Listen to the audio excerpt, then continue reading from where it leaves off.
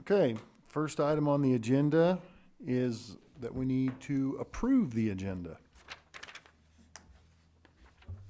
So moved. Sean, Second. Ryan Trivogel. Moved and seconded to approve the agenda. All those in favor say aye. Aye. Opposed? Okay, next we need to approve the consent agenda. So moved. Ryan Trivogel, Second it. Jill. Moved and seconded to approve the consent agenda. All those in favor say aye. Aye. Opposed? Okay, recognitions. We will have a few students here in a little bit to recognize for one as a national champion with JAG, and then we've got 3 kids recognized for their accomplishments within the work keys testing. But as soon as they get here, we'll just roll to that so we can do it. All right, we'll move to financials and Mike.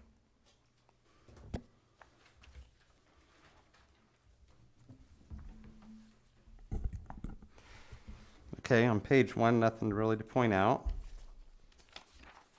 On page 2, Edgenuity, we had to add a few students, so we had to purchase a little bit more of that software system, $6,600 worth. Then page 3, High Plains Co-op, it's some COVID money that goes from the state through us to them, $9,997. And then on page 4, that you'll be discussing later on, some Spark money that we have to get spent by the end of the year, $357,053.51.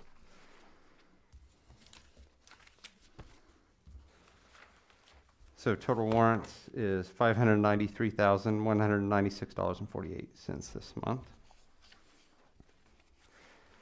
And then if you look on page 10, you'll notice on the gift fund, it's a negative $310,943, and that's because of that Spark money and it's federal money, so we can show it as a negative until we get that money. And that's coming from the county. And then page 12, looking at our percents, we're in line with where we expect to be at this time in our budget year. And then back behind that's the transfers and the high school, middle school. So if you have any questions.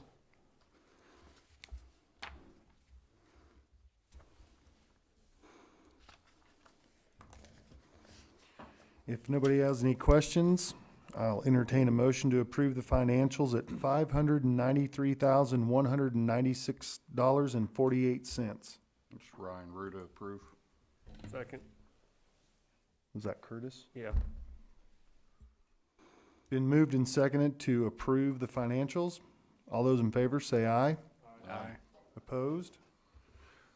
Okay, do we have our recognitions?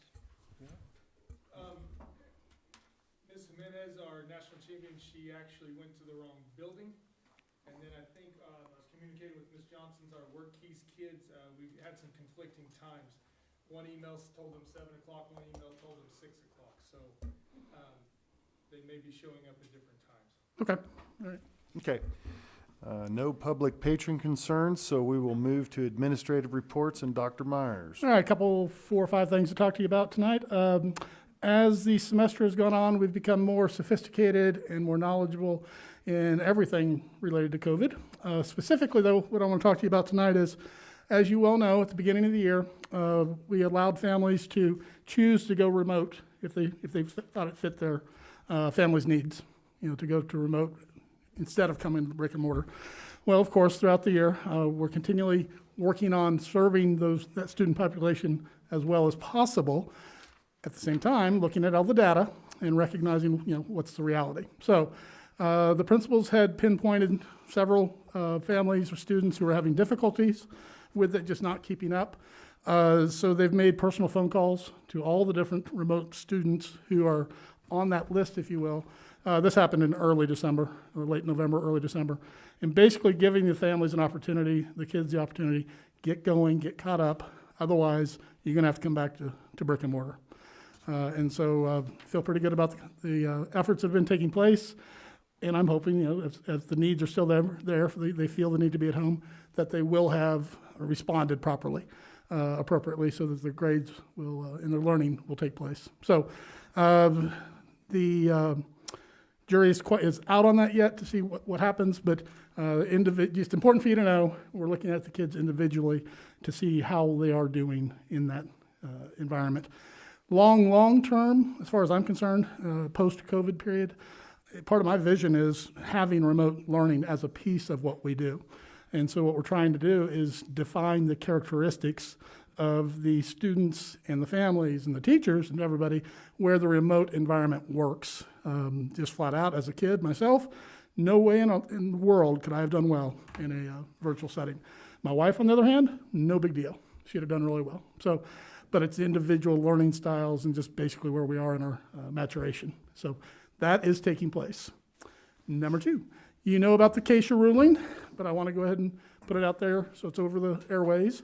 Keisha had voted for to allow into our games, into the activities, 2 parents or guardians per participant at the different games, as long as the individuals wear their masks as they are supposed to be worn and are socially distancing. I personally wish it had said 2 viewers, but it's not how it came down the pike. It's 2 parents and or guardians for them. And this goes all the way up to and through January 28th, at which time another decision will be made. I don't know which way it's going to head, but I will tell you they originally had come out with just nobody at all. A push went forward, actually from Mr. Dave Younger from Ulysses, the superintendent there. And then the GWAC soups, we all got behind it. And so he actually was able to speak to the hearing appeals board, and that did push it on to the overall board of directors. So my point is, just because they set the date of the 28th doesn't mean it might not change. It could. I'm not guaranteeing it will end at that day. It could be pushed further. We'll see. In hopes of trying to provide the service to our population, to our clientele, so they can see what's going on, because we've got a very supportive group of people beyond the greater educational community. They want to see what our kids are doing. We've purchased and set up. We've got streaming services taking place in both gyms, and just a whole variety of ways to make sure people can see as much as they can. Under Jason's leadership, working with the GWAC, they created a website where it's a real easy link for you to go to. Let's say we're playing in Colby.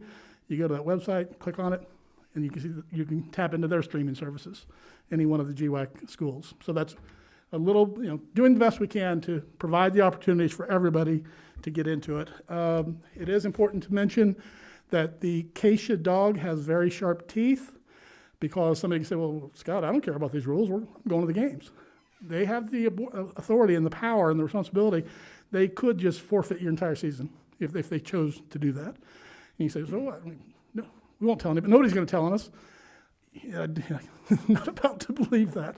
And also, it could invalidate the contracts with the other schools with whom we're playing on that given night. So they do have sharp teeth in that dog. And so we have to be cognizant of that. So as distasteful as it is to me, I wish we could have more people in the games. At least we can play with some people there, and we'll see how it goes from there. That's the Keisha ruling. Selling of land. I was approached by a patron interested in purchasing that little plot of land to the south of the Wiley Elementary School playground. My long-term plan on that is to put in a teacherage. After we get really good at our building trades program that we're doing with the Garden City Community College. Other people, Tom, want to put in a parking lot over there. That's not my idea of fun, but anyway, a patron came forward and said, would I be interested in selling it? Well, of course, I don't have that power or the authority to sell land. Only the board does. And so I was wanting to this is not an action item by any means, just throwing it out there to let you know there's interest in possibly selling that land and or leasing it. So I'm sure we can talk about that in the future. He's looking to put in a ice water station type thing there. Christmas luncheon. You have before you one of the churches in Garden City called us up and said, hey, we've got some platters we'd like to donate to you. Do you want them? So Robin and I did a little research. And what you have before you, they ended up sending us 300 of these platters. And so We are sending these out to everybody who works for 363. This is your salary now for being on the Board of Education. Play your cards right, maybe we'll get you a second one. They're really nice platters. The Christmas luncheon is this Friday at 12:30 at the high school. If you didn't see it in your letter, Mr. Schreivogel. It's a come and go. Of course, people are more than willing if they want to sit and socially distance and enjoy the meal. Webb's is catering for us. That's more than, it could happen that way, or people could pick it up and go. I think Randy said her staff is looking to go back to the cafeteria at your building, right, Randy? Yeah. So the point is, it's being offered. It's going to be a little bit different than in the past. We won't all be sitting there together for the entire time. But you are all more than welcome to attend the Christmas luncheon. I hope you do. Final thing to mention to you is this is our 5th year with KISA. That's the accreditation system in the state of Kansas. We're working to get that meeting set up, the final visit with the outside visitation team for late March, so as to have the recommendation to the ARC, the Accreditation Review Council, take a look at our stuff in April, and then push it on to the state board. At the principal School Improvement Council level, we will begin the writing in earnest January 4 is what we'll be starting. The individual buildings are to have their writing finished by the end of January. Supposed to get it to me. I'm supposed to pull it all together, have it finished by the end of February. So then, March 1, so we can get it in the hands of the OVT. So they have time to take a look at it before they come together for the grand meeting. The grand meeting probably will be different than the one in the past. It'll be Zoom probably. But as always, anything school related, but particularly accreditation related, you're more than welcome to join us. It is important to know that the major difference in accreditation than it used to be yearly, done at the building level. Now it's a 5-year process done at the district level. I think that's a good thing. It's a systematic approach. But also it's important to know some individual systems have received conditional accreditation this last year. For not having a solid plan in place, or the data did not lead them to the actions that they took. They didn't really follow through with their IPOS, or they didn't have a system of tiered student support. I think we're sitting in a good spot in all those areas, but it's important for us to take this seriously and finish out our cycle in the high note that it should be. So that is my report. Jason, did I see you have students here now? Yes, Ms. Jimenez is here now. You want to back up then?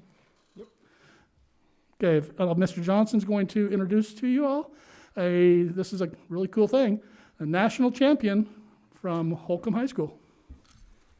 So we've got with us Miss Ariana Jimenez, who is a junior in the JAG program, and she competed in the state competition, and then from there went on to nationals. So I'm just going to give her the floor a little bit to just explain to you, because she won nationals in employability skills, kind of what that was and what she went through, and just the recognition that she got. Hi, okay. Well, employability skills just consist of like a mock interview and to see where you're at in your interviews. I pretty much started I didn't know anything about it, and I just volunteered to do this for her, and eventually I went on to win nationals.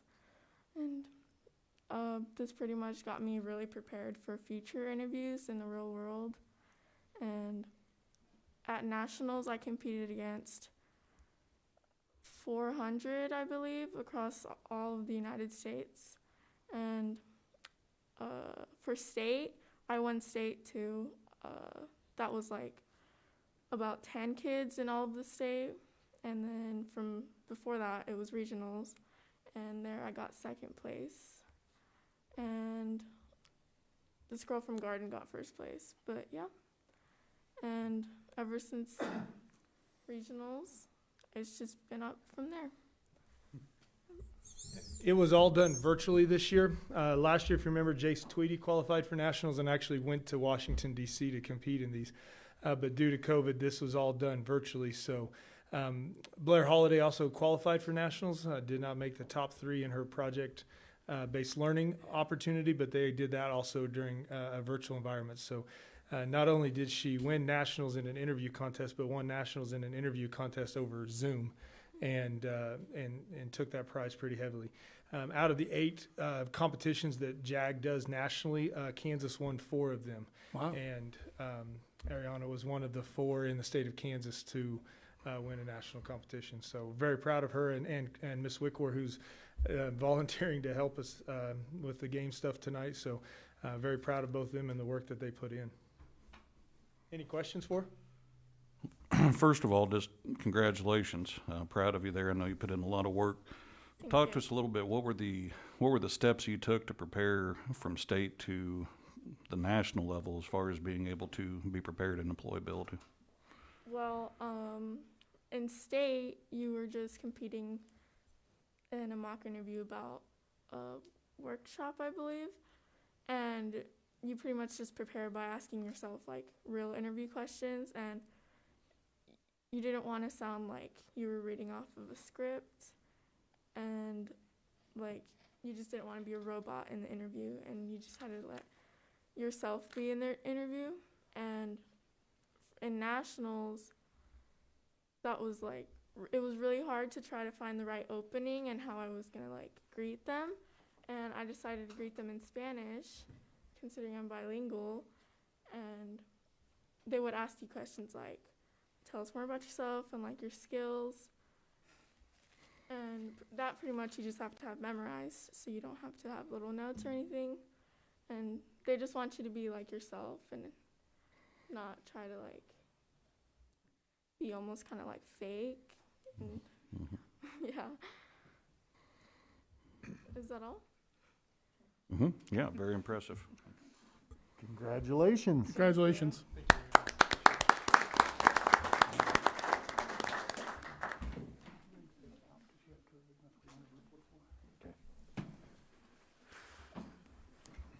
All right, we will we'll move to buildings. Tom. I'm gonna let Jason take the glory on this, but we did something really cool today. We hung, I don't know if Jason wants it. my attitude. I'm gonna take it because, the other day he called me up, he said, I just drove around. Go to the microphone, please. Sorry, Jason, I'm gonna steal your glory. Told you I'd get even with you. The other day, Jason called me up and he says, hey, Tom, what are you doing? I said, well, I'm at my desk right now doing paperwork, you know. He said, well, I'm just driving around. I just want to know what it felt like. I said, really? I can't believe he told me that, you know. So anyway, today we hung 13 of his 4-foot by 7-foot plaques. And my legs are paying for it because up and down a ladder.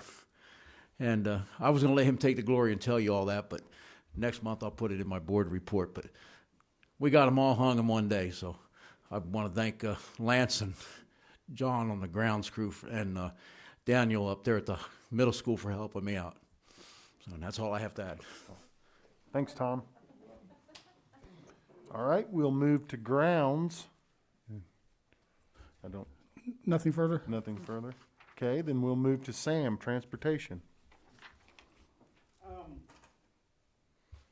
Nothing really other than what's on my report, except we are doing more. We're getting ready to get those vans at the end of December, and actually any time now. And we're just trying to get different ideas on what we're going to do with them. If we're going to wrap them, if we're going to put stickers on them, different designs. So if you guys got any ideas, holler at me. That's all I got. Thanks, Sam. Okay, Linda's sick, so we will move to technology. Mr. Ackerman, anything? Nothing at this time. Okay, we'll move to principals and Mrs. Novak.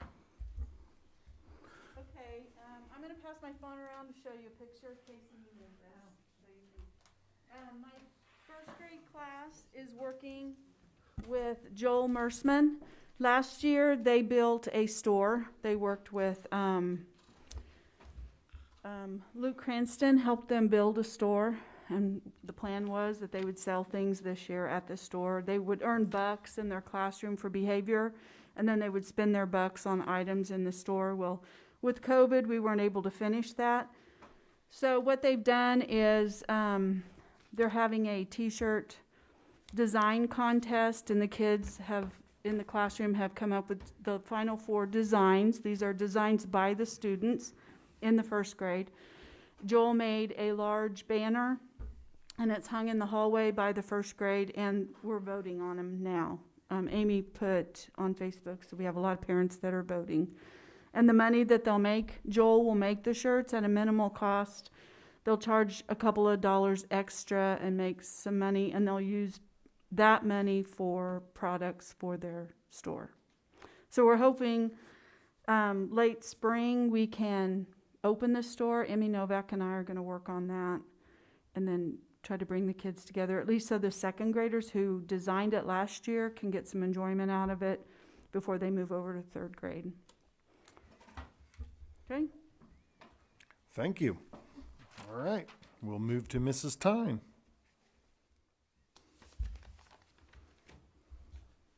I just wanted to bring up a service project that is going on at Holcomb Elementary School right now. Mrs.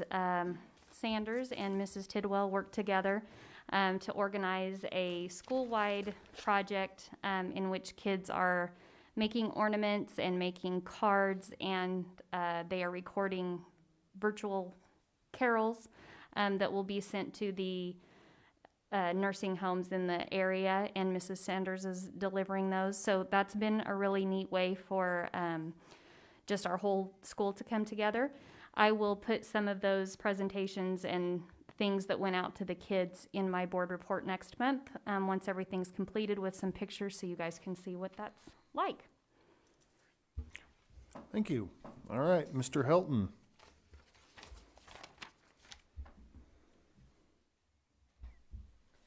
I just wanted to take an opportunity to give my public appreciation for our technology department, transportation, grounds, and buildings. They've been extremely flexible in helping with this insane year. Our Chromebook usage, I know that our claims are up this year because 6th and 7th graders are taking them home when they hadn't before. So that's put a strain on the technology department. They've been very graceful and accommodating. Have to several times cancel games, reschedule them. That requires us to change bus transportation dates, logistics there, making sure the heat and the air is running on the right nights. So I really appreciate Tom, Sam, Randy, and their whole crews and working with us to make this year as successful as it has been. So my sincere appreciation for what they do for us. Thank you. Thanks, Tyler. All right, Mr. Johnson. Jason Johnson. I do want to thank Tom and Lance and their crew publicly today. It was quite an endeavor to hang all 14 of those. And those of you that have been in the gym or will be in the gym, it's where the old banners used to be, so we were able to just kind of capture that. Already today, we found out we're missing 3. There were 3 banners that were never purchased for league or sub-state championships that we have to add to it, so that's a good thing. So again, if anybody in the public knows that we're missing some years or whatever, let us know, because all it takes is a sticker to add on to those boards to be able to keep them accurate. And then I walked up here with 2 things, and I forgot the second one as I was walking up here, just because Tom made a bad. Oh, Mr. Schreivogel made a bad joke at my expense. We do adopt a pet as part of his environmental science class, and last year they adopted a pet down in Australia, and they sent the money down there. We raised around $200 last year was it. It was just a smaller amount. We were a little concerned. They've completely blown that out of the water. He's getting a total for us now, but they put some students put a jar down at Ron's, which was collecting money pretty crazy. So it was a pretty smart endeavor on them. But the kids did a really good job about going above and beyond this time. And Rance was very excited with the amount of money that they were bringing in that they're going to be able to donate to the cause that the kids had brought to their attention. So I thought that was something we really wanted to highlight tonight. So thank you. All right, thank you. Okay, we've got the rec minutes, the service center, and High Plains. Yeah, I was not able to attend that as my daughter was getting married. That's a joy. But I did follow up on it. Just normal High Plains work. They reported on staff development work and maintenance of effort, which is a thing we have to do with the federal government to make sure the money being allotted for special ed doesn't go back, doesn't go down. It has to be spent in the proper manner. So we had a productive meeting. Next one's this Thursday. Okay, and that Is that you, Ryan? I will try to attend that one. You're just doing them on Zoom, aren't you? Yeah. Okay. All right, let's move to unfinished business and the fail forward recipient presentations. That's right. I'm pleased. This is the third year in a row now where we've been doing the Fail Forward grants. And what I like about those, it's $400 classroom grants. So it's not the end of the world money. But the challenge is for teachers to go, take some risks. Let's fail forward. Let's do some things that we've never done before. Let's give it a try. And I think we've awarded like 39 of these over the last 3 years. And so I think it's nice to bring forward the people every so often to say, well, what are you doing with the money? And it's like I said, what I really like about the idea is not so much the cash and whatnot. It's the attitude, the mindset of feeling safe to try something different, and how could we better fit the needs of our kids. So we had a couple people. We invited several to come tonight. It looks like we have Miss Sullivan and Miss Tidwell here just to share a little bit about their individual projects. Ms. Sullivan, you want to go first? And we also have a deal for Coach Novak. Oh, good. Okay. So, with the grant money this year that I got, we got to purchase a drone that does videos and pictures, and it's been really fun. The kids have been taking it out. They took it to a football game and got some pictures from that. And then they've just been practicing around town. One of my students put together this video that Mr. Johnson's going to play, but I'll let you watch this and then.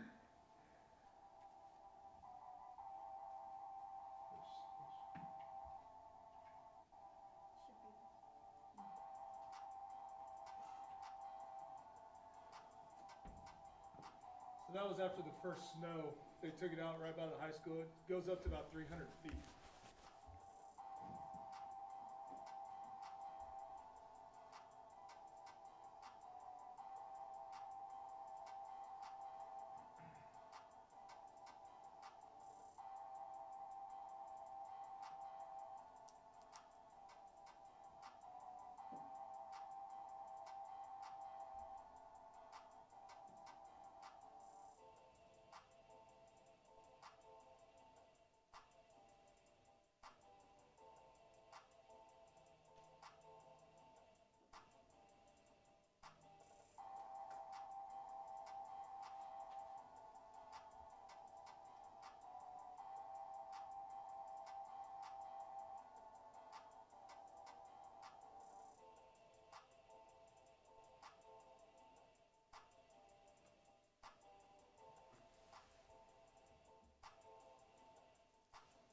So they had just got the idea to use it in the gym for a basketball hype video they're working on, and it turned out pretty cool.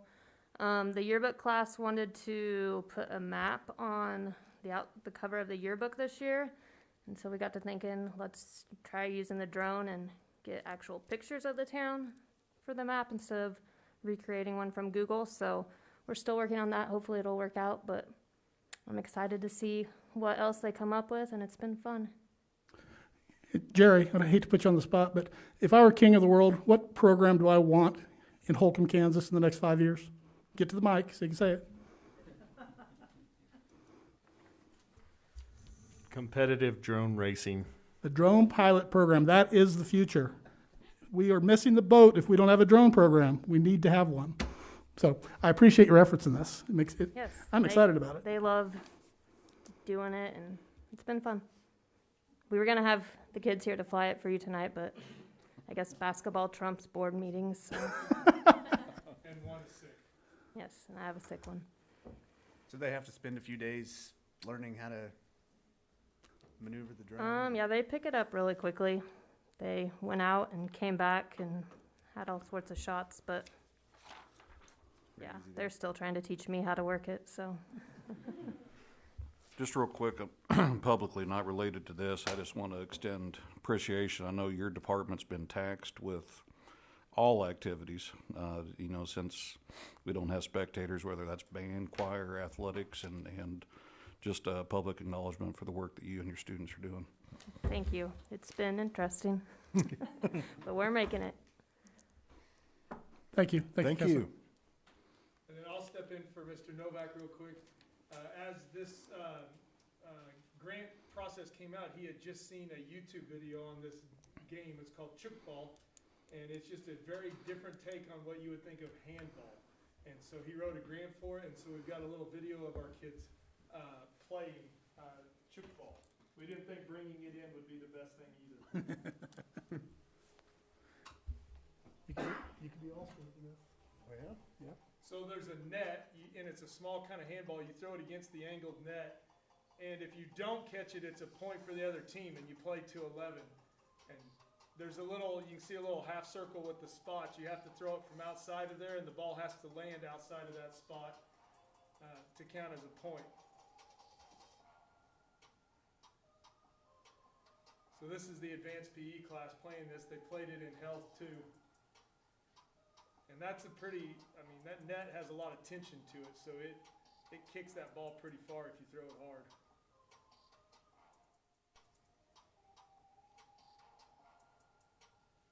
Is it like a Nerf ball? No, that's like a rubbered, it's a heavier, like what you would consider a handball. Okay. So it's a little heavier.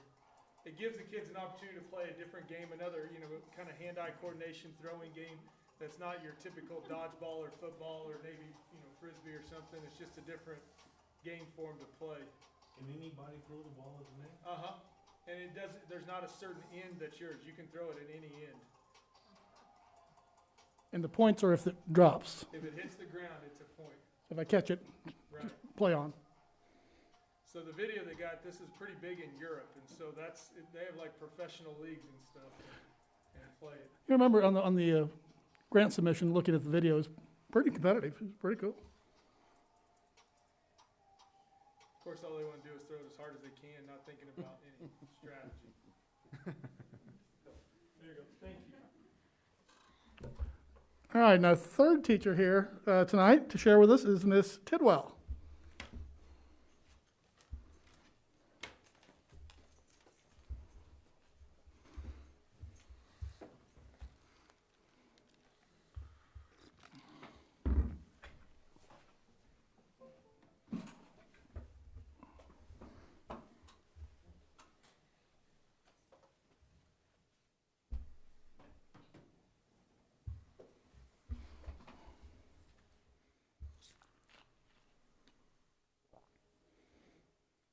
All right, am I okay here? Or do I need to go to the microphone? Randy, does she need to go to the microphone?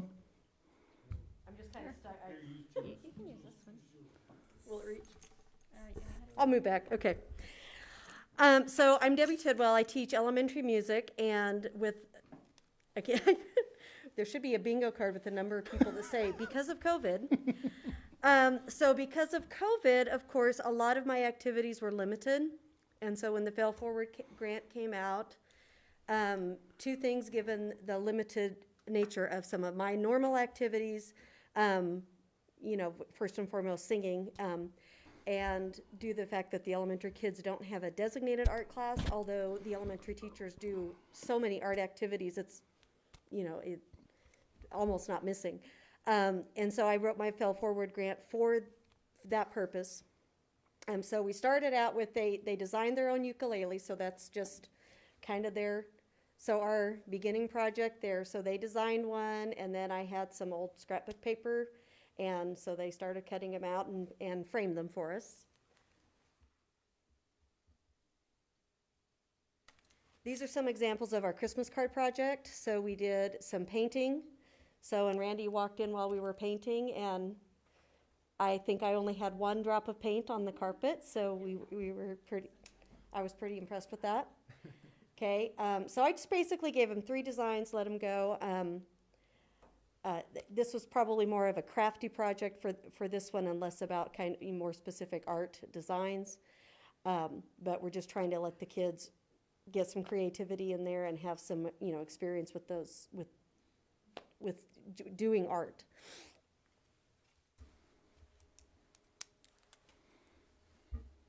There's a few more there, so they're working. So they have art supplies that are designated in their classroom. So we are keeping this sanitary. They sanitize their hands before they go to their process, and they all have a sketchbook that they keep in their lockers, so that they have. So It's been nice to see some color and design on decorating the walls. This was a project they really did enjoy with that.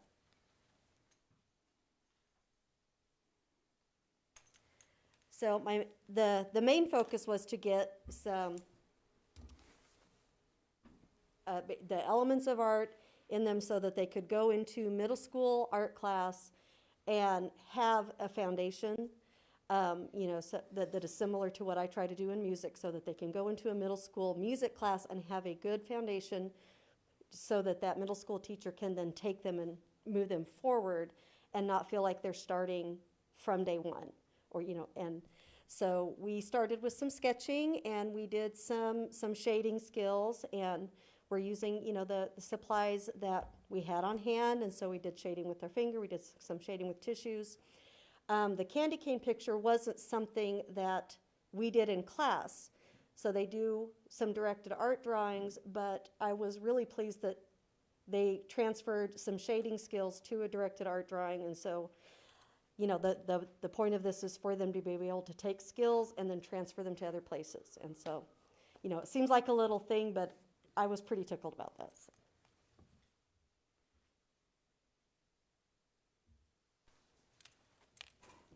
And these are just some examples of, so one of the elements of art is lines, and so we were working on some landscape designs.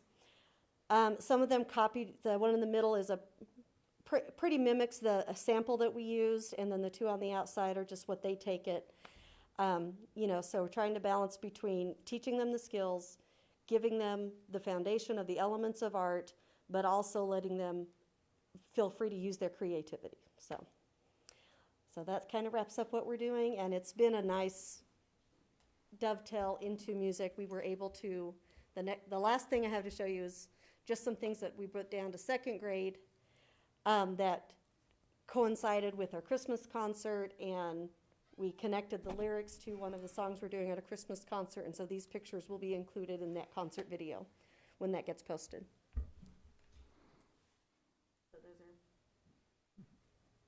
So they experimented with lights and shadows, and so, all right, so that's all I have. And Ms. Tidwell, I appreciate the divergent thinking on your part. I mean, this is a case of making lemonade, obviously, and I can never remember which side of the brain is the artistic side versus the scientific side, but you're tapping into whether it be music or the creation of art like this. So kudos to you for thinking that way and moving down that road. Appreciate it. And also, I've had 2 elementary principals, I won't say weekly, but often wish they had an elementary art teacher. So we'll just have Ms. Tidwell take care of that for us. There we go. In her spare time. In her spare time, that's right. All right, thank you. Okay, we will move to adjusting level 6 of pandemic plan. Okay, like I said earlier in the meeting, as the year has gone on, we've become more sophisticated in our entire approach to what this. When the administrative staff, in conjunction with all sorts of people, we built the pandemic plan. We went to level 6. It makes sense. Close the buildings. Close down. And of course, that came from the what had been modeled for us from the governor's plan, if you recall. It said buildings are closed. Well, as we've gotten further into this, and once again, I say as we've gotten better and better at this, I think it's appropriate to look at some individual adjustments within pandemic level 6.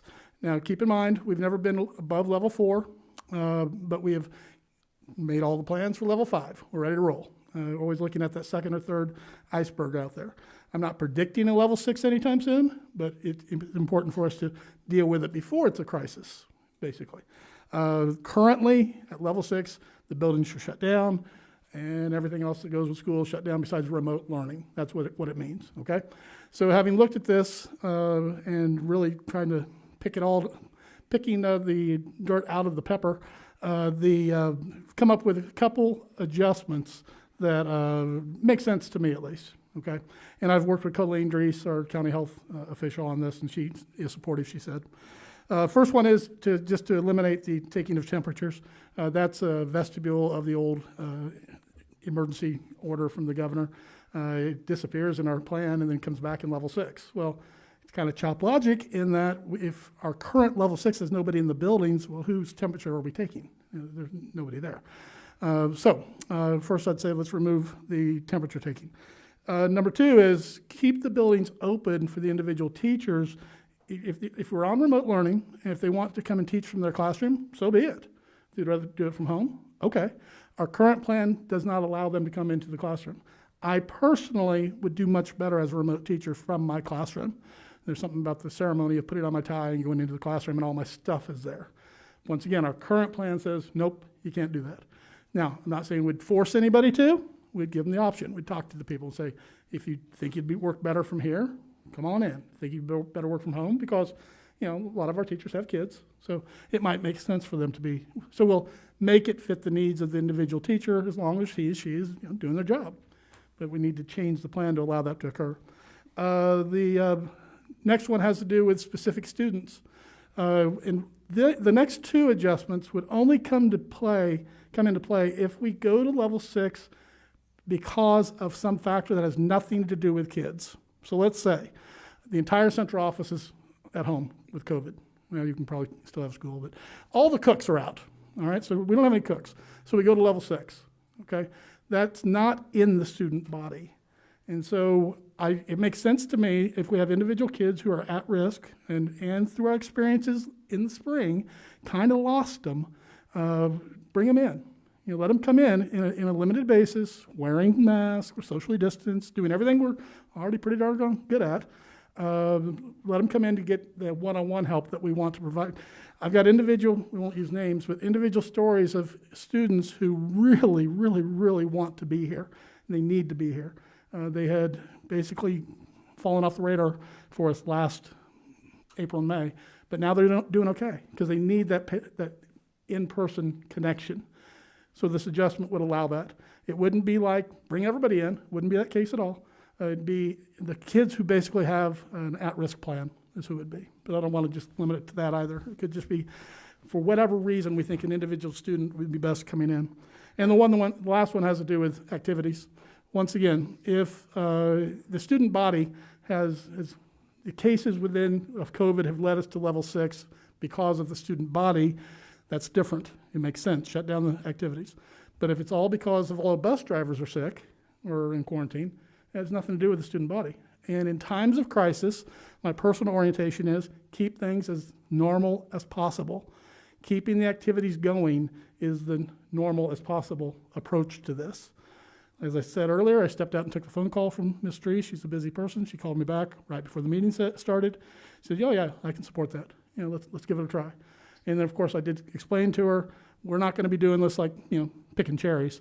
As it looks like we're going to a level 6, and she and I'll be closely in dialogue about what's going on, what's leading us there, what's made that happen.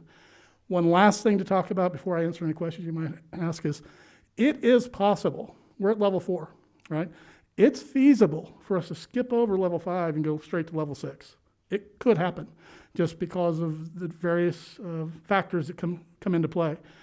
What we have not experienced yet here in Holcomb, and I don't have any wood to knock, we've yet to have an outbreak. An outbreak is defined as being a cluster within a certain grade or a certain group, the basketball team or something. We've not experienced that. I can't really tell you with scientific surety why, but our numbers, and I gave you the cumulative numbers at the beginning of the meeting, sitting in your spot, pretty good. Far better than the county's data. The county data is scary, 60 some odd % positivity rate this last week. We're not. That's just not us. But it is feasible. It's possible to go from a level 4 to a level 6. It's also possible to have Holcomb Elementary be at level 5, Wiley Elementary be at level 6. It's possible. Because we're small enough, we're nimble enough, we can make it fit the individual numbers, if you will. And that's why I'm suggesting to you, I recommend to you an adjustment to our level 6 response to our plan. What questions might I answer for you?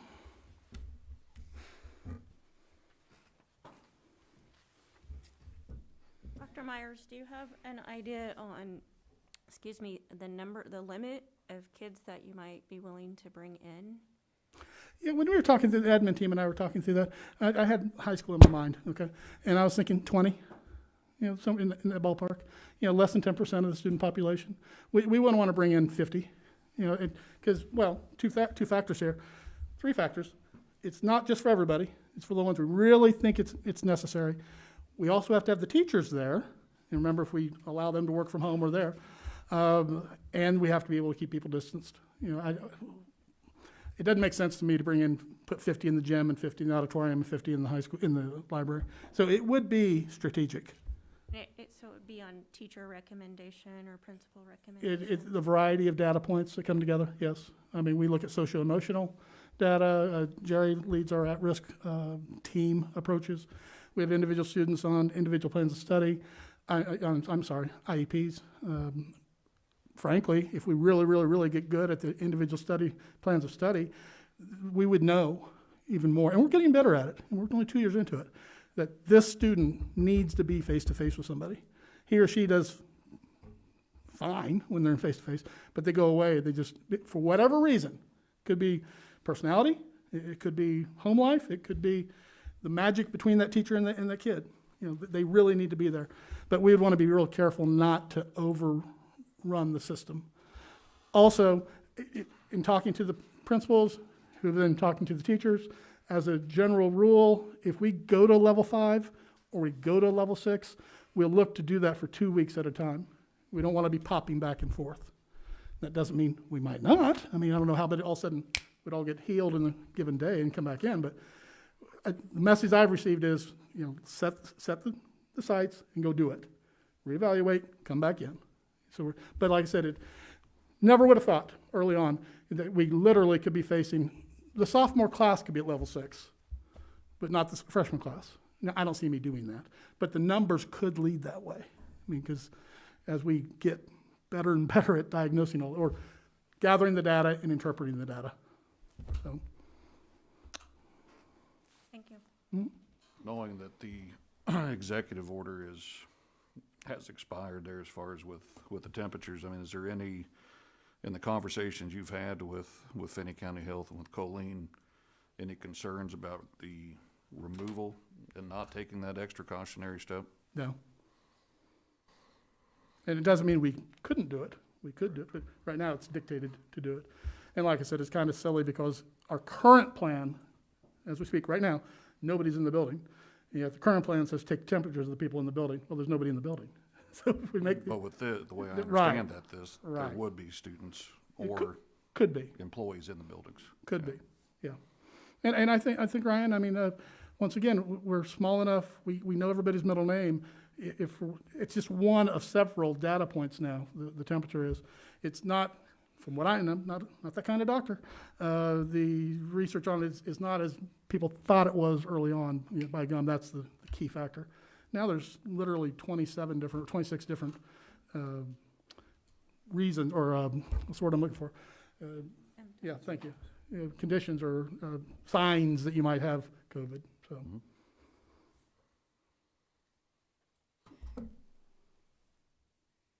So anyway, I would recommend that you accept the adjustments that I'm bringing forth to our pandemic plan level 6.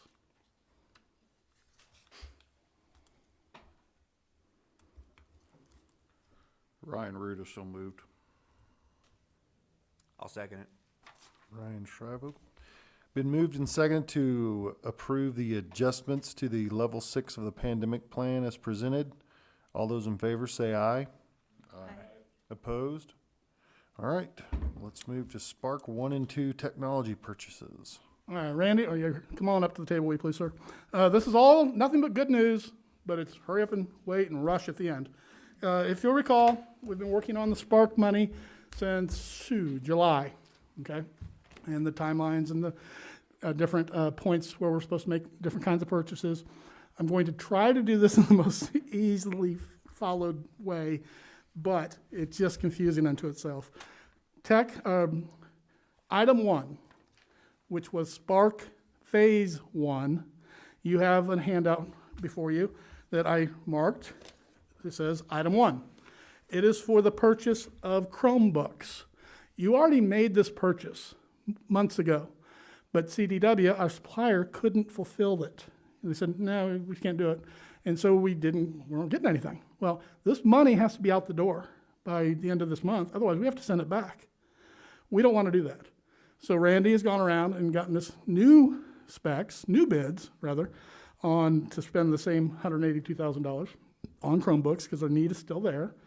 And that is what this proposal represents to you. It's to purchase the 317 Chromebooks, 18 black box USB things for a grand total of $182,650.66 from CDWG. We have 3 different purchases to make in this section of the board meeting. That's the first one. Randy, anything to add in on that one? No, just that CDWG, when they initially listed the first Chromebooks that you approved earlier on this year, that was an inadvertent error on their part. They should not have been able to list that because they didn't have access to it. So it wasn't related. They just made an error on their part. And then they've now come back with a pretty good price on a replacement model. So we would recommend the board purchase, number one, item 1, the Chromebooks in the amount of $182,650. And they can fulfill this order, right? That's the plan. It will not be immediate. There's really nothing available right now in quantity. But because the money has to be spent, we need to go ahead and get that ordered and encumbered.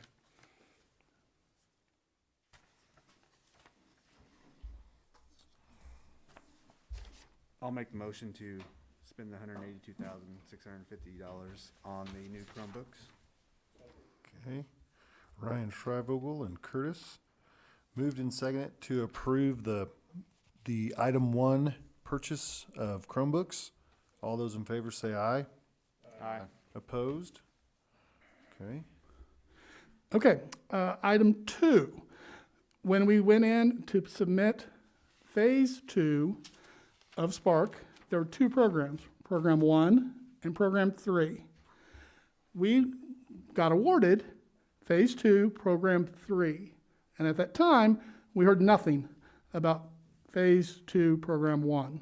Okay, so item 2, the purchase of $357,053 is the money we received from the Spark funds to purchase a bunch of switches and internet stuff that Randy will talk to you about, because to me it's just, he says it's important, I know it is.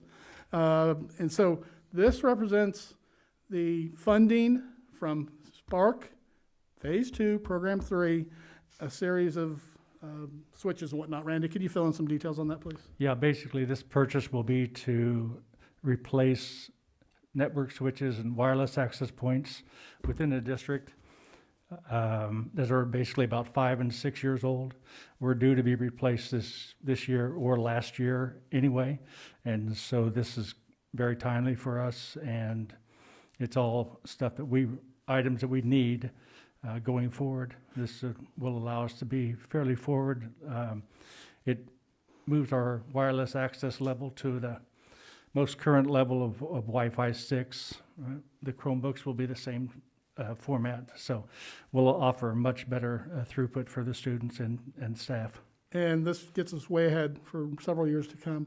Now here's another piece of complication, but you need to understand and know the differences on this. Phase 1, when we got awarded to that, and the grand total on that, by the way, was $249,000. They sent us the money, said, here, put this in your account, go spend it. All right, that's easy enough, we go do that. Phase 2, on the other hand, though, is via reimbursement. And that's why Mike pointed out to you the $310,000 seemingly looks like a deficit from the gifts and grants, because that's where the money has to come from for a second. Until we prove that we've made this purchase, then the money goes back into it. It's just what has to happen. And once again, the money has to be out the door before the end of this month. And so it's a little different because it's on reimbursement rate, and thankfully we've got the cash to do this. This purchase really sets us up for the future, so I would highly recommend all these purchases. But from K-12 ITC, make this item 2 purchase in the amount of $357,053.52. This is Jill George. So moved. Jill. Brian Ruda, second. Ryan. Moved and seconded to approve the item 2 purchase. All those in favor say aye. Aye. Opposed? All right, on to 3. All right, this is funny how the world works. So remember I told you we had phase 2, programs 1 and 3, and the one you just purchased is 3, okay? When we submitted for phase 2, program 1 and 3, we never heard anything back about program 1. We just never heard anything. I didn't want to be a crybaby, so I didn't call them up, because hell, they'd already given us $600,000. Thank you very much, we're happy. Well, last Thursday, came to work, and I had an email from the county, said, hey, you're getting awarded this amount now too. And this is this amount of $211,688,000. So this is phase 2, program 1. And we'd put in 4 desktops and laptops, more robust for our teachers to use because of the remote learning and the connectivity and everything we're trying to do here. But it's one of those things, we got this on Thursday. That's why it's not included in your board packet. It was too late to get it in the board packet for you.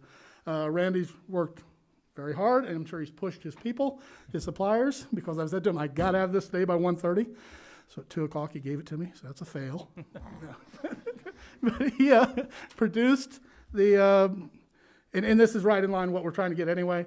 And once again, it's just funny how the world works. By delaying the purchase by a couple months, we actually get more than what we'd asked for previously. So, but this is another one that's being done on reimbursement, so we have to spend the money to get it back. So I would highly recommend the purchase of from Dell, the listed desktops and laptops for a total of $211,688.40. Randy, anything to add to that? Again, these are mostly replacing items that were due to be replaced anyway, and really would have come out of capital outlay. Yeah, and so this also is saving money for us down the road.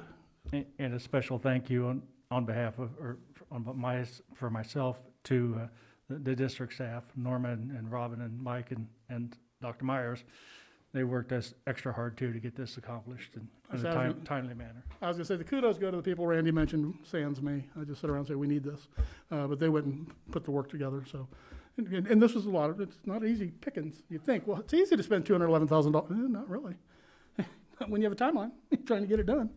So I'd recommend the purchase. Was that the exact amount of the grant? It's over by $813. The working with the lady, she couldn't get it exactly to where it needed to be, but we're getting a grand total of $817,000 from the county. I think we can throw $813 to it.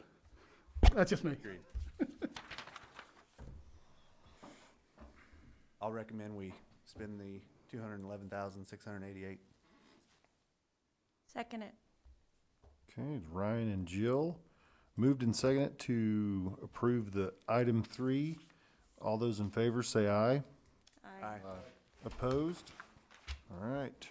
And truly, I think Randy, Robin, Mike, Norma, a lot of groundwork and legwork has to take place to make these kind of things happen, particularly as quickly as they had to when our supplier, in my opinion, Randy's not as mean as I am, failed us. And then we have to scurry around to get it done in the first, anyway. But this does, but $800,000 worth puts us ahead down the road because we would have made these purchases anyway at some point in time. Or we would have recommended these purchases, so. We gotta purchase them now, write the check, Right. but we don't know when exactly we're getting the equipment. Correct. So is there some kind of promissory note that they're gonna deliver or, warranty or whatever? No? I haven't been told of anything like that, no. Just basically knowing that it's on order. Basically, they put it on back order, but they've already encumbered the money so that we meet the grant needs. And we're buying from reputable sources. It's not Bob's Computers. It's Dell, And they would never cancel an order on us, I'm sure, Not at this size anyway. like they did before, right? Yeah, right. Thanks, Randy. All right. Thank you, Mr. Ackerman. Thank you. Did we vote on that? What's that? Did we vote on that? Yeah. Okay, good. All right. I got caught up. We are going to dispose of a bus. As you recall, the board purchased 2 10-passenger vans earlier in the year. And so now they're on delivery, coming soon. That's what Sam was referring to earlier, talking about the wrap or the stickers or whatever. And so all along, the plan was to dispose of bus number 8. So I'd recommend that you dispose of bus number 8. We will look to sell it online, some online auction of some sort. We're tired of throwing good money after bad, and this gives us far more flexibility, having the 2 vans versus the one short bus.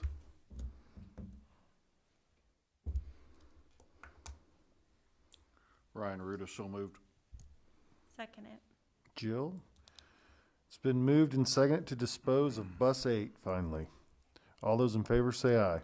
Aye. Opposed? Do we? Jason, do we have anybody? Yeah, I can just work it into the ACT report. Okay, Okay, Because I've got stuff to talk about work keys, so I think it'll mesh nicely there. great, thank you. okay. All right, we will move to new business and early graduation requests. Okay, as per board policy, we allow students to request early graduation or approval to graduate early if they'd like to do so, following the fall semester of their senior year, with 3 provisos in place. One is they're on track to graduate, and they actually fulfill that. You know, we do the credit check, make sure. They write a letter of interest, and they have a letter of support from their parents. We have 11 of those this year.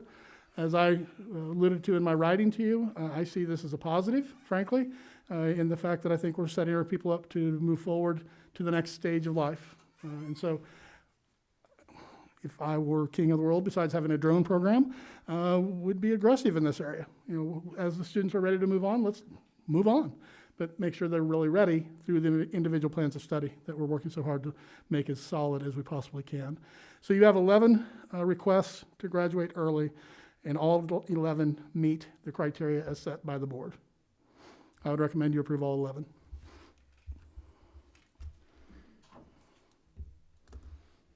This is Ryan Schrevigal. I will make that motion to approve those that want to graduate early. And since they were not included in open records, we need to read the names. You should have, Do we have them? you have that?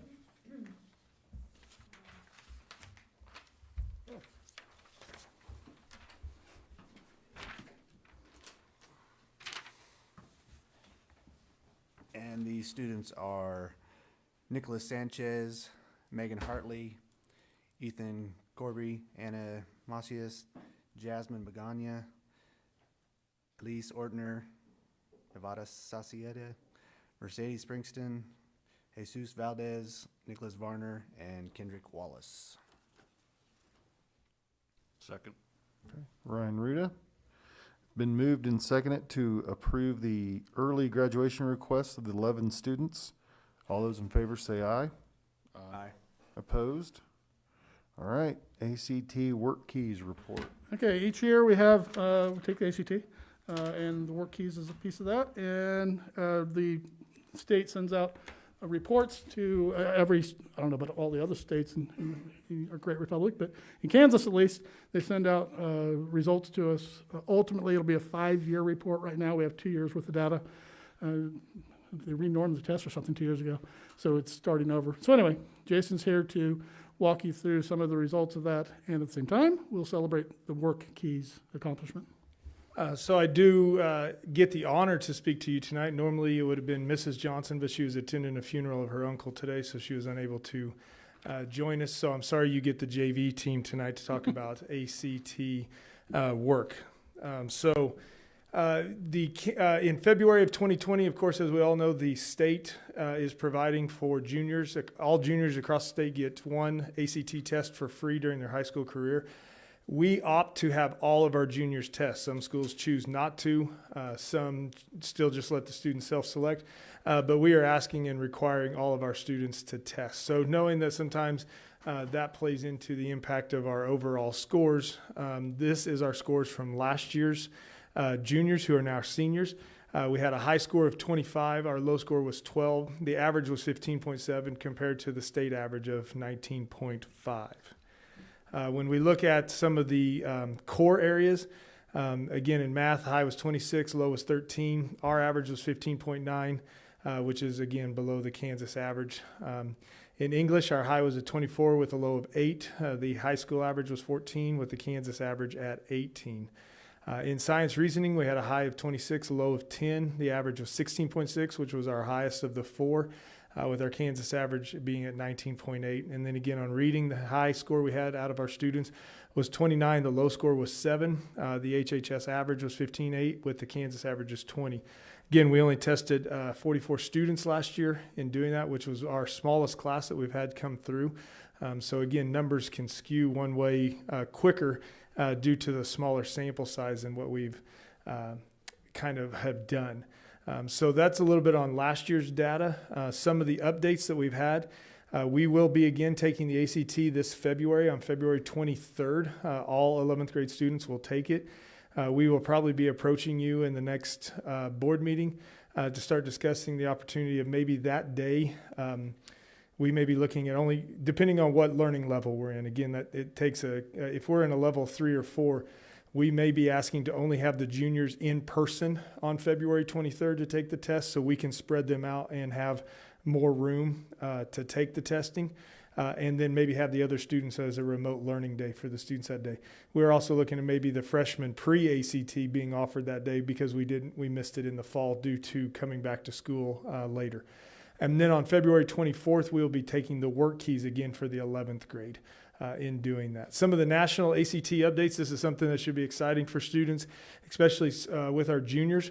Once you take a complete test, you can now start what's called super scoring. And from there, you can go and only take one part of the test instead of having to take the whole part again. And so if they have taken, prior to this year, if they've taken a complete test or the first time they take a complete test, after that, I can choose to just go take the math portion. If I increase my math score, that increases my overall composite score. And I can choose to then just take either one of them to create the highest score possible. What we do know is that colleges are moving a little bit away from GPA as just an overall indicator for admittance and or scholarships, and that the ACT score plays a little bit of a heavier weight into that. So that's why super scoring is becoming very important for us. So again, this is important starting for anybody, I believe, in January or beyond. I think the December test was the last one where you couldn't just super score. So any test going beyond the December date, you'll be able to super score that next. So we will be encouraging some of our students that took it in the fall to start that process in the spring. But then again, all of our juniors will get to take it for free in February, and after that, they could start super scoring. Mrs. Johnson have more information on, do you just pay for a portion of the test? I don't know that information, but you would only have to take part of it. Then something we really want to celebrate tonight, besides the students that we're going to celebrate here in a second, is our work keys. So the work keys is another assessment that's given by ACT as a group to, the ACT test in itself is to talk about students that are maybe college ready. The students that score 17 or above are probably college ready or on a path towards college-bound academics. Well, the work keys is a similar assessment that talks about students having the skills in place to be prepared to enter the workforce, and those are different skills. So the three areas that they take in the work keys is applied math, graphic literacy, and workplace document. And as was seen earlier today with Ms. Jimenez winning the national competition employability skills, these are some numbers that we're really going to be able to kind of hang our hat on. In looking at it, the platinum, if you received a platinum, you had to have a minimum score of 6 on each of the 3 assessments out of I think 7 is the perfect score. Gold, you had to have a minimum of 5 on each of the 3 assessments, silver, minimum of 4, and bronze, a minimum of 3. So when we take a look at the data from Holcomb High School, we ended up testing 34 kids last year. 15 of those 34 scored at the bronze level. 13 of them scored at the silver level. We had 1 score at the gold level and 2 score at the platinum level. So we had 31 of our 34 students score at least at the bronze level on the work keys, which shows that we have students that are being prepared for the workforce. The little asterisk note there says a gold certificate verifies that an individual has the necessary skills to work in 93% of the current occupations that are available to the students or to adults. So if you had a gold level or higher, which we had 3 kids, so we had 10% of our student body are basically ready to go right into the workforce for 93% of the jobs because they have the workplace skills. And so those are the 3 students we're going to celebrate tonight. And you guys can yell at me, but I forgot to get the certificates on my desk at the end of the day because that was something Mrs. Johnson handed to me and said, hey, don't forget this. So I forgot it, of course. But first we had Seth Lefke, who is not here tonight, but he received a gold award in doing that. And then Tiffany and Adrian, if you guys would come up here next to me, please. Yep, I know. But Adrian and Tiffany were our two that scored platinum. So Adrian Rascone is a senior student for us, and so is Tiffany. So I just want to give them a big round of applause because that's the highest level that you can get on the work keys. And a really large component to this, one is not only is that giving their workplace skills, but I think it's also pretty interesting that Seth and Adrian are both part of the Garden City Community College Carpentry program right now. And so those are some of those things that we're talking about, workplace skills.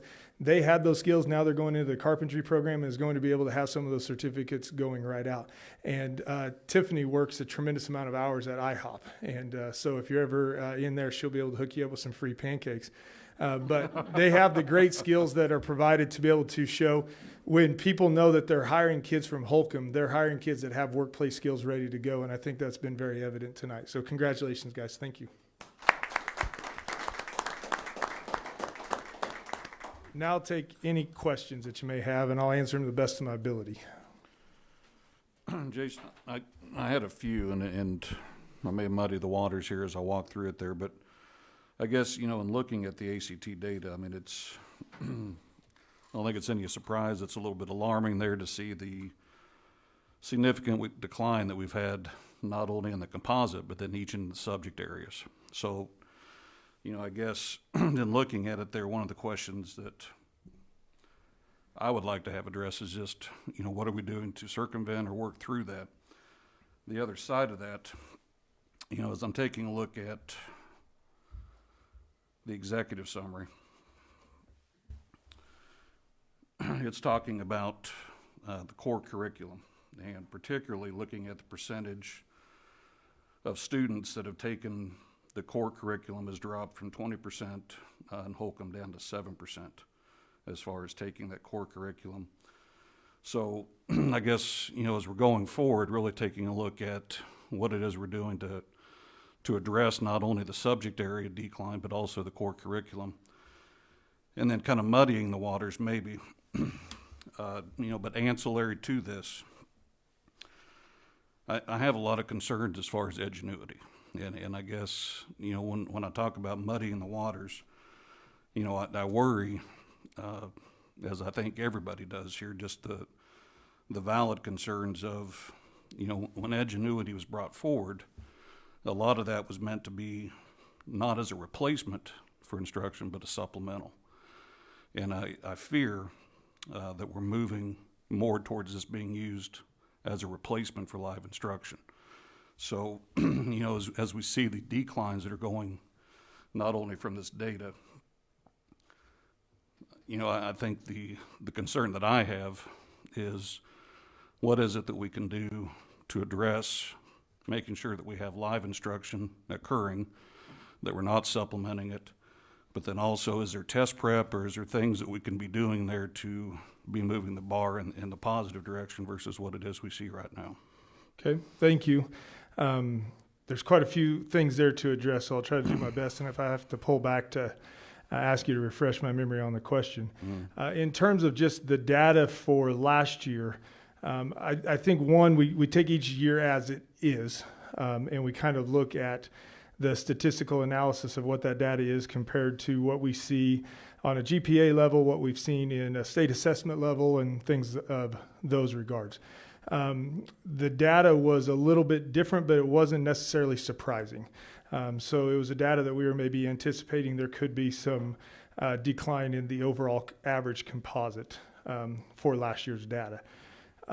We worked on starting last year because of the previous years when we are going to now ask and require all juniors to test, that we were working on more of a competency-based approach towards our English and math classes. Those are the areas that we started. Some may say it's standards-based, competency-based is kind of that same genre. So our math teachers are digging in this year and really working on developing the content around the standards that are being addressed on the ACT. Hence why we also moved our math series of classes away from being Algebra 1, Geometry, Algebra 2, to Math 1, Math 2, Math 3, which is Algebra 1, Algebra 2, Geometry, to better align to the ACT. So that's going to be a lagging impact. It's hard to make that change and have an immediate impact on the data. So we do see that we looked at the first year's data and made some changes during last year that are hopefully going to have a positive impact in the future. So we're hoping that we've made some ancillary changes to our curriculum design to do that. To answer the question about the core, prior to this year, we would have basic algebra, basic geometry, and then transitional algebra as an alternate math path for students who are maybe not college bound. We did away with that path, one, because it eats away a section for a teacher to teach, and with our numbers, we don't have that availability at this time. Secondly, it does not give them the opportunity to get the content potentially needed to take the ACT. We've had a larger number of students using that math pathway leading into last year that maybe could have impacted that data, dropping from 20% to 7%. All students have to take English 1 through 4. All students have to take American history and government. So that would be the only way that core could change, is because of the math and those not being recognized. Those classes are no longer offered. This will be the last year we offer transitional algebra. So that hopefully we have taken care of that. The question in regards to Edgenuity, I see it as complete separate discussion away from the ACT part, because we're looking at last year's data and the year before data and what changes did we make to anticipate that. As I've stated in site councils multiple times this year, our Edgenuity use it's the best option in the worst situation that we have right now. Currently, the only class that is 100% on Edgenuity from start of the class until end of the class is biology. For freshmen, that is the only class that we have that is doing that. We do have some other classes that are relying heavily on the students using Edgenuity, but they are also still supplementing with other projects or larger writing assignments or periodic things to do. Some teachers, excuse me for a second, I'm just going to cough. Some teachers, as the year started, we were very uncertain on how this process was going to play out, with if students were going in, teachers going in, how that all kind of played out. And what we found is that the uncertainty of one day I'm going to show up and I've got these 8 kids in this classroom and 3 are now on quarantine for 2 weeks. And then one of them comes back a week later, and then I lose this one over here and we keep coming back. The management nightmare in a high school setting of, okay, I'm doing this homework, I'm doing this project, now I have to send this and I have to get it back. Edgenuity became an easier opportunity to manage. I do not foresee or anticipate or even want to use Edgenuity beyond this year when the thought and the fear of COVID quarantines or losing students to COVID is available. I think we'll still use Edgenuity in a sense in our elective classes that Coach Teeter is using, which are classes that we don't offer in person. But currently at this time, we have 2 classrooms that are relying heavily on Edgenuity, and the other 21 classrooms are somewhat intermixed or somewhat have moved away from it. A lot of it depends on what that teacher's situation is in terms of their comfortability with COVID and how it impacts their life. And I can understand and respect what you're saying there, that these topics are not interrelated, but I guess where I see that there is relevance and interrelation there is where these students are at this year and preparing them to be able to start taking the ACT here in the spring. I think there is a direct correlation to what it is we're doing right now and how the preparation leads into their ACT tests this next year. And just, from my standpoint, and you alluded to this there as well, there is more and more validity being placed upon a student's ACT score than GPA. As we see these numbers, I worry, is there supplemental instruction? Are there other avenues that we can look at to augment or offset maybe some of the things that may not be happening due to pandemic? But I do see that, with Edgenuity, that it is being used a little bit more to offset live instruction than what it probably should be, though. Jason, have you, on the ACTs, have you tried doing I don't know what the average is called, where you drop the highest and drop the lowest? Does it even out a little bit better that way, or you probably haven't even ran those numbers? But So this past year's data, so the February 2020 data, if you do kind of more of the scatter plot association, is our scores were pretty heavily between a 13 and a 17. Okay, which is why our average does come out to a 15. We had a lot in that 13, 14, and 15 range. We can look at a lot of different avenues as to maybe why the scores are there. Whether it was a test apathy, whether they just didn't want to take the test, did they give their best effort, did they not give their best effort? We have known, especially within the high school, and that's why we're looking at more of competency-based approach, is that academically we need to be more rigorous, and that's why we're looking at how grades maybe sometimes have just reflected whether I brought a Kleenex box to class or whether I actually know the material. And I know we've had that discussion, a couple different times within this room. And so we do know that academically we're going to have to get a little bit more rigorous, especially within our core areas, to ensure that we're reaching the standard. I've got 2 kids in the high school too. And, I know biology is one that's come up as a concern at different times because of Edgenuity. But I do know that the rigor that's in there, I've sat with my daughter and done some stuff. There's some rigor built into it. While it may replace instruction, and I understand the fear of if we're just putting our kids on a computer, why do we have a teacher? That's always that kind of argument. What I do know, at least on the biology side, is there's some rigor there. I mean, there's some teeth to it. So we have to up our rigor game to help our scores too. And so that's one thing, especially our math is doing a very admirable job this year by upping the rigor. They're not counting most of our Math 2, Ms. Conrady's still working within Algebra 1, but Math 2 homework is not counted as a grade. It's literally practice. Their grade is based on their quizzes and their tests, and we're seeing a lot more importance put on from the kids in taking the test more serious and taking the quizzes more serious. And I think that's going to only properly impact our scores down the road, but it is going to take us a little while to get there. There isn't I wish it was kind of like a diet pill. I wish I could just take a pill and drop 20 pounds pretty quick. But there just isn't that magic diet pill. It's going to take us some time to get there. Well, and I think, respectfully, this isn't an issue that's unique to Holcomb School District. Correct. I think this is something we're seeing across the board, and it's widespread. So, I think everybody in this room, there's only one school district that really matters to me as far as what it is we're doing. So, I don't want to come across as accusatory in saying these things. I'm just, I guess really trying to understand or figure out, as we go forward. And I know you've got your wheels spinning and you're looking at things there as well, but, are there some supplementary instruction or some learning aids, some different avenues there that we can take that really augment or offset what it is instruction-wise that's happening to be able to address? Much like you're saying there, we're looking at competencies in math. We're looking at how it is we can add rigor. And I guess I'm curious as far as how it is we start moving the needle and not seeing those declines as we're seeing here.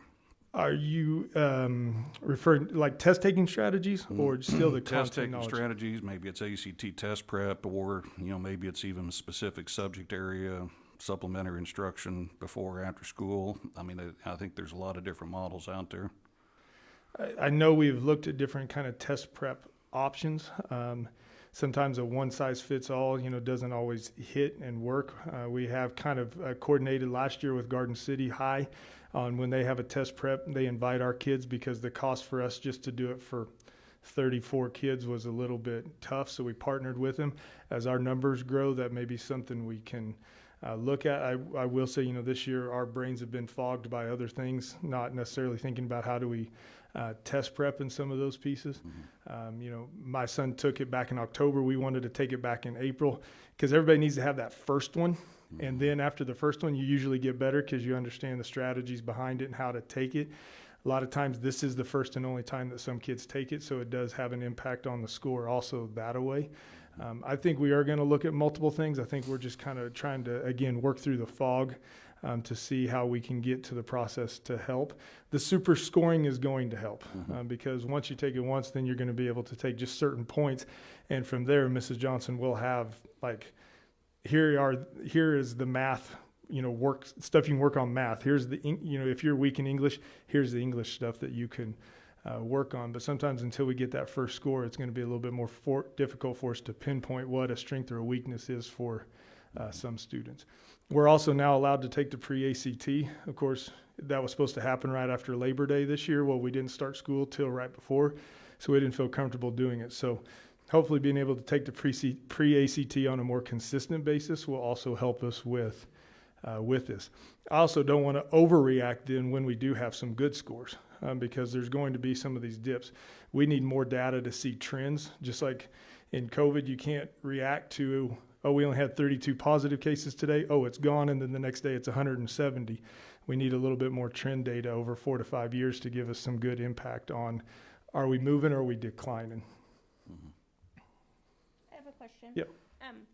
So we had all of the freshmen take it, is that correct? That was all of last year's juniors. It'd be this year's seniors. Right. But is that the number for all the Kansas schools, or do the other Kansas schools only have the kids who wanted to take it?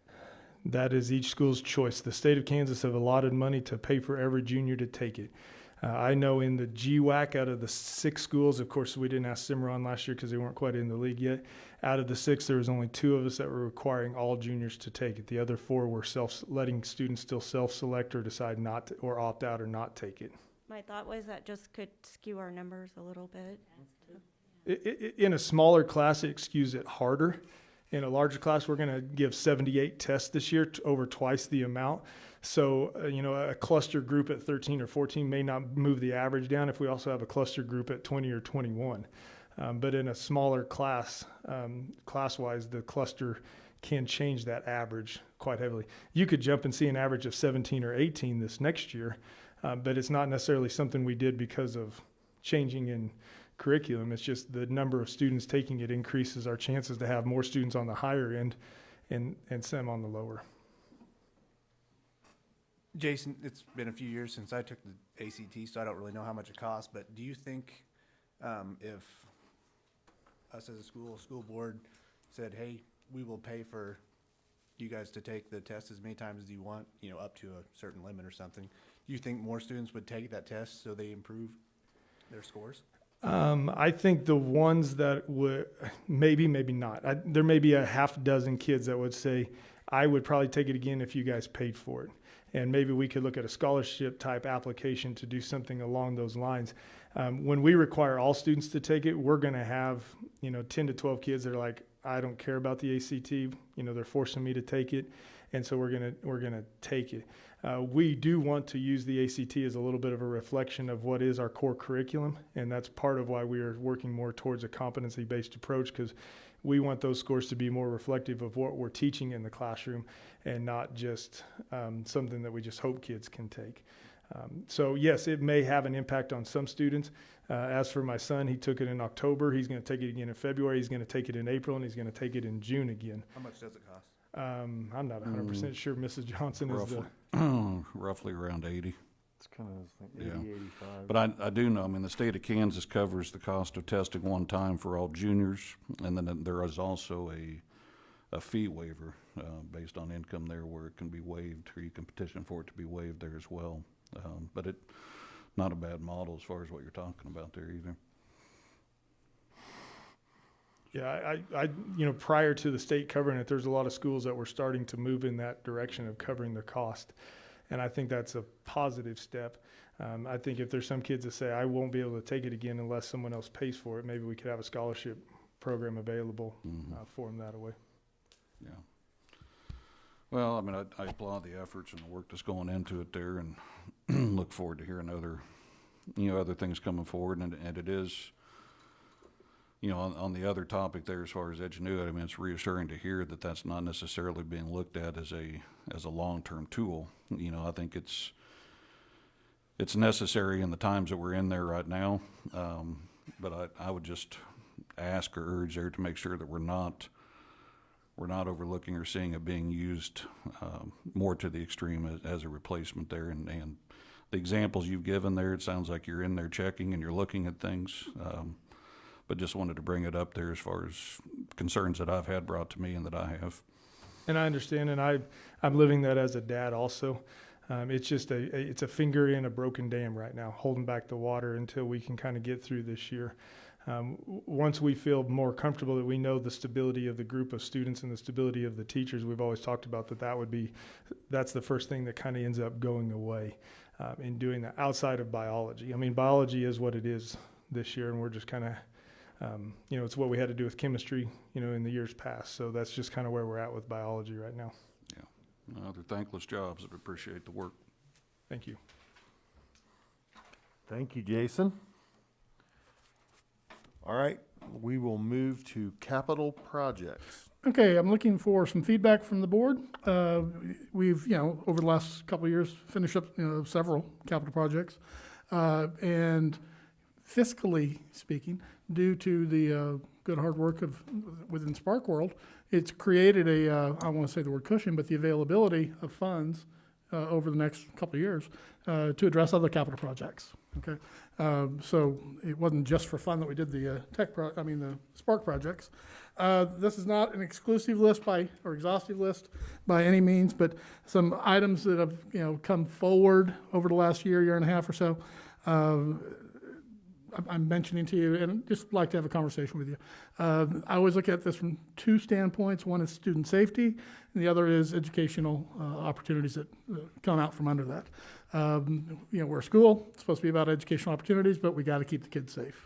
Okay, so these are in no particular order that I included in your materials with estimates as to what it would look like to take on the different things.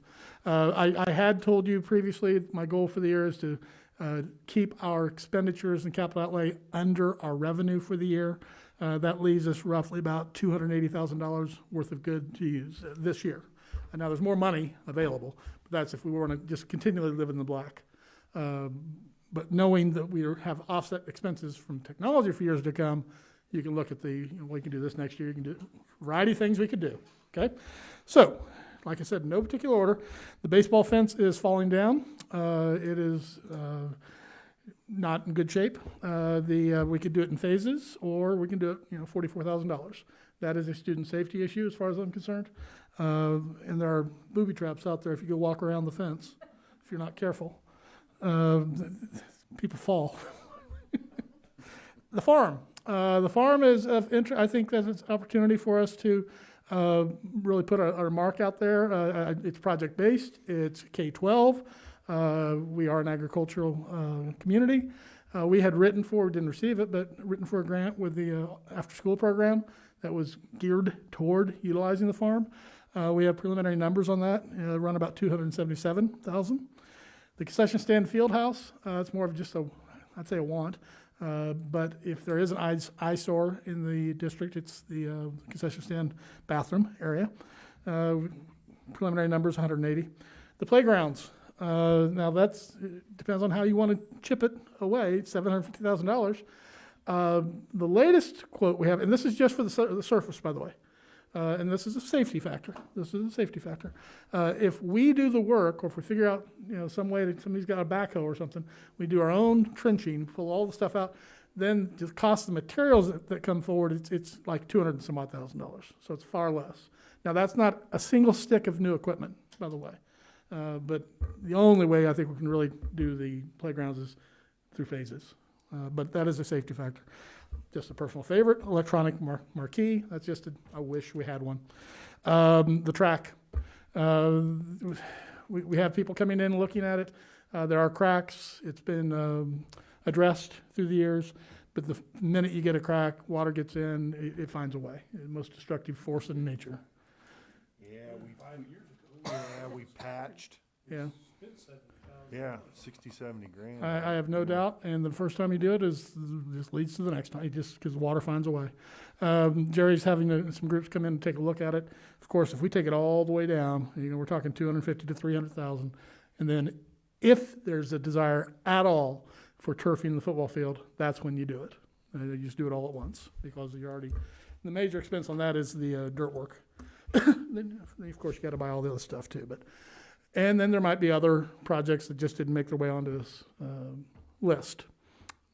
Just like to have a little bit of dialogue with you, because we do have the means to address some of these things, right now. We can take care of the fence now if we want to. How's the equipment in Lansing? How's it, how many hours on tractors? We bought that. That's been a few years. We bought that new John Deere a year and a half ago. Yeah, It was my first year I was here that we bought it. Didn't we just get a new mower too? yeah. Yeah. What's the coyote? Coyote or right. crazy? Bought two new vehicles. Sam bought new. We got a couple of passenger vans. What's the deal with the playgrounds? Just the safety of every year we have kids who fall and break an arm or something like that. So if we wanted to come back with a better cushiony surface, would that do away with all bumps and bruises? No, it wouldn't. But it'd be what we have is safe. It's technically safe, but we could make it safer. And I wouldn't mind updating it anyway, just for the equipment itself. Think of the playground equipment we grew up on. Well, I know. Yeah. You put the tire fire out. Yeah, let's do that. We used to pitch somebody every day. And let's put a trampoline out there while we're at it. I'm joking. So that 750 that's just the surface. And that's if we don't do the work. Now, if we are able to get hold of something, like I said, if somebody's got a backhoe and a bobcat, and we figure that out, we could probably parse that out locally. Be less expensive, but. I don't know anyone. Better than fixing gas lines. Yeah, let's not talk about gas. So the farm, the 277,000, is that just like one bid, or is that a? We've got a variety of bids. One from Morton, it's 217, or I can't remember the exact number, but that's minus electrical and plumbing. I mean, it's just the building. That's just the building. That's for Morton. The other company, Tom, you remember the other name of that other building company? Clary. Clary, okay. That's everything but the panels that would go inside, which, I mean, now, we'd probably, given this is a facility that would house people, we'd probably have to go get an architect. And so that number's going to go up, just because we got to pay the architecture fees. But if it's a building where kids are working, it has to get stamped by the state. It's a process that takes place. But if Morton or Clary design it, don't they have an architect?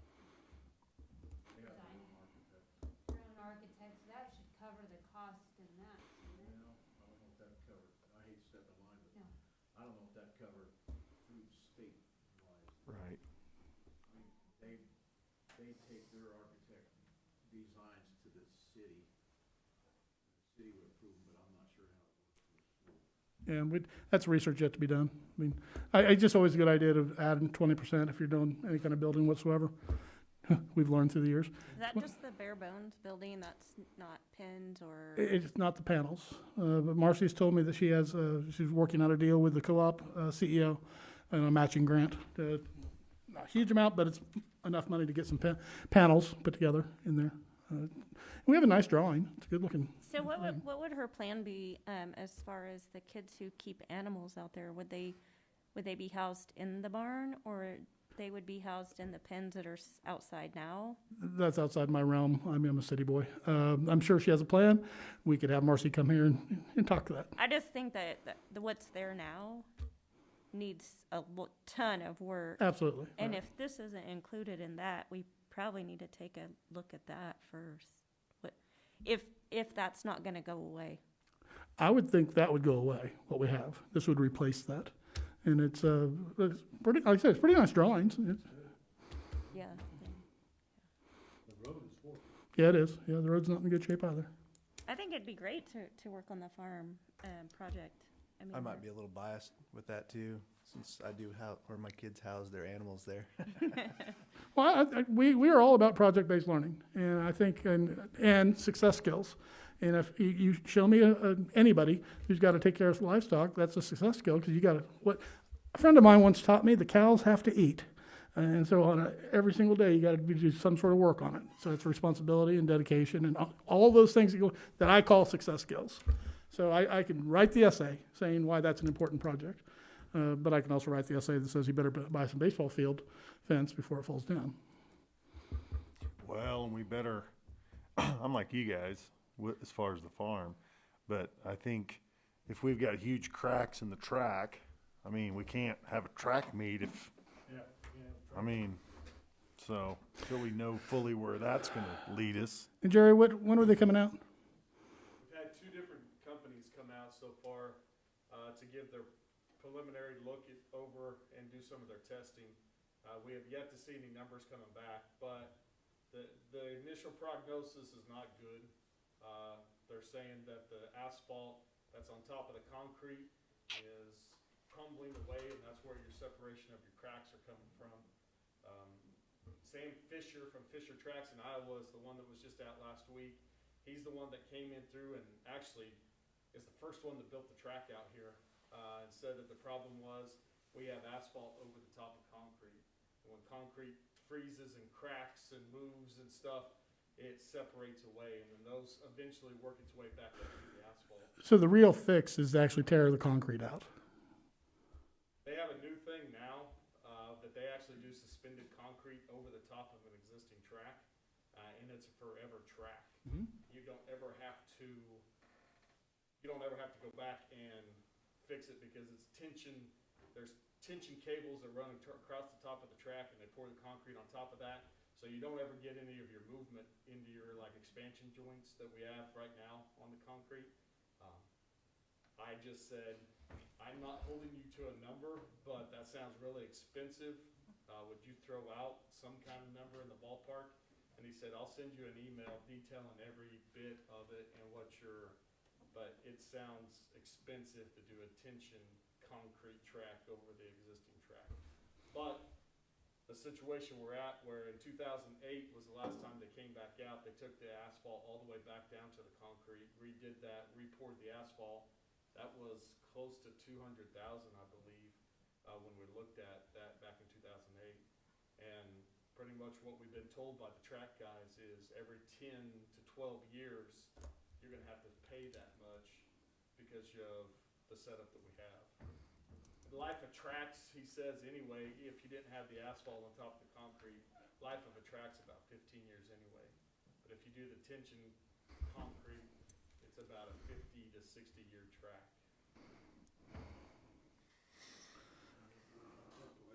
Or we just go back to dirt. It just makes it makes sense to me, since we don't just have the checkbook that says let's go get it all. Let's get 2 of each. To build moving into next year's monies and next year's monies. And this is, once again, goes back into the power of the spark money that's giving us some freedom. I'm talking about next fiscal year and the following fiscal year. Now, keep in mind, we still have, like Sean pointed out, we still have vehicle rotations. And we still have roofs. We still have Tom's favorite HVACs. I mean, it costs money to be alive, right? It just does.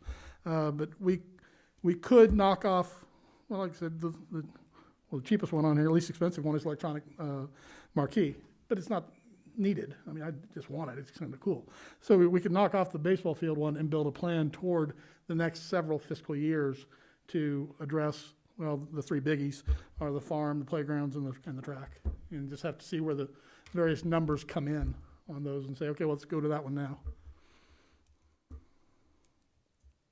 But I do think, could we play baseball with the way the fences are? Yes. Would it be a good idea? No. Honestly, need to go walk it. You'll see all the posts have been, they're teed up now. They've rotted through, they've rusted through. Yeah, it needs to be fixed. It needs to be done right. So. Well, and Jerry, what would you say the condition of the stands in the gym? Are we okay there? Because I know we redid a bunch of the rollers and stuff like that. I would say, since I've been here in the limited time, we've had the bleacher guys come out twice, and the last time that he came out, it was going to be a 5 to 6 year fix, and that was about 5 to 6 years ago. But they're holding up well, but the more that we move them in and the more we move them out, and like he said is, your bleachers are 30-some years old. He goes, you've gotten your life out of your bleachers. So, yeah, that is gonna be one that eventually, I think got put on hold there for a while. We were real gung-ho about looking at new bleachers and needing to replace those because the drums and everything. Then there was talk of a new gym, so that got pushed on hold. And the fact of we weren't going to spend a whole lot of money into bleachers into a gym that wasn't going to be the primary one. But now this is still our primary gym. Right now, I would say the bleachers are holding up fairly well. But yeah, when they came back, it was 5-6 years ago. They recut every bleacher under there. We welded everything, put new drums on, and we asked them, so how's this going to be? And they said, you're going to have about a 5 to 6 year fix here with it. Yeah. So yeah, Because I think I remember why we did that was because we heard a figure of, I think it was 250,000 a side. Oh, my goodness. I think, yeah. And if I remember right, the gym floor can never be, once it's done, because the wood, we sanded it, Nathan and Chad, we painted it, it can't be ever redone again, because the boards were so thin. Oh, really? Yeah. Yeah, I remember that too. Remember that too? We'll have to have a new gym floor the next time, so whenever that's coming out. That gym's 30-plus years old. 1982. Yep. And the stands are 1984, I think, or 83. Yeah.